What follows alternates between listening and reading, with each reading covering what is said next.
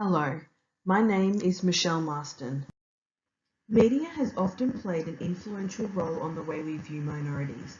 It can make us form attitudes and opinions we didn't think we had or change the ones we did have towards inclusion or their marginalised party.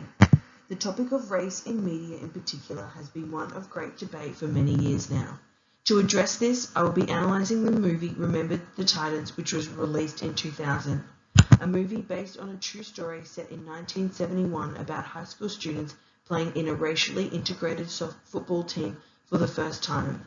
Through this movie, the director aimed to portray the real emotive responses which white people held against people of colour. However, by the end we can see that although there is still animosity held by a few, the tearing down of barriers to access to sport and education leads to a richer environment for all. Throughout this critical analysis, I will be looking at stereotypes in movies, bias in media, and how this has changed over time. Hoberman suggested that the poor representation of minorities in film and other media was due to the Western colonial attitudes where leadership roles were primarily for whites. As such, the perpetual stereotype of people of colour as poor leaders continued to be pushed. For this reason, Remember the Titans plays a crucial role in tearing down cultural imperialism of black people as leaders compared to its counterparts who predominantly show white coaches, such as Radio and Friday Night Lights. By the end of the movie, the character of Herman Boone has shown that minorities are able to be in places of leadership while also making a safe space for the players under his care. This can be clearly shown through the local restaurant scenes where in the beginning they are refused service but by the end they are cheered. However, this may also be seen as problematic. Andrews has shown that white communities readily accept black athletes as celebrities. However, this is then compartmentalized to emphasize athletic achievement without consideration for social realities.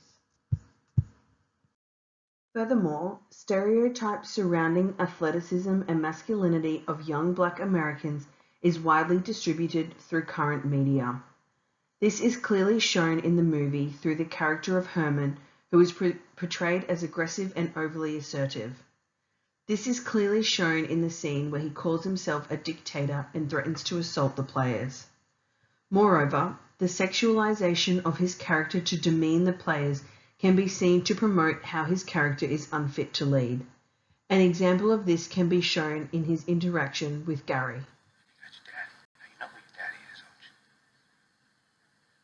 Gary, if you want to play on this football team, you answer me when I ask you, who is your daddy? Who's your daddy, Gary? It is impossible to talk about media, especially popular culture, without addressing race.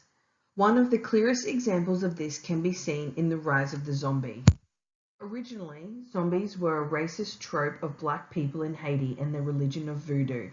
Hollywood was looking for a new villain after the success of movies such as Dracula and Frankenstein and began production on the now infamous movie White Zombie.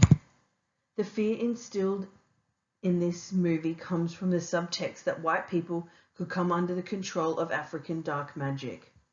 This demeaning portrayal of people of colour was continued well into the end of the 20th century.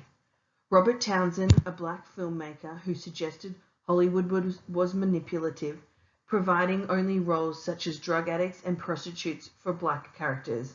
As such, black youths were brought up with these debilitating images. Through movies such as Remember the Titans, people of colour are able to identify with more positive role models such as leaders.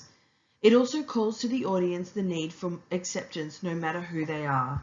One such scene can be shown when Coach Boone takes the team to the graveside of those who fought at Gettysburg.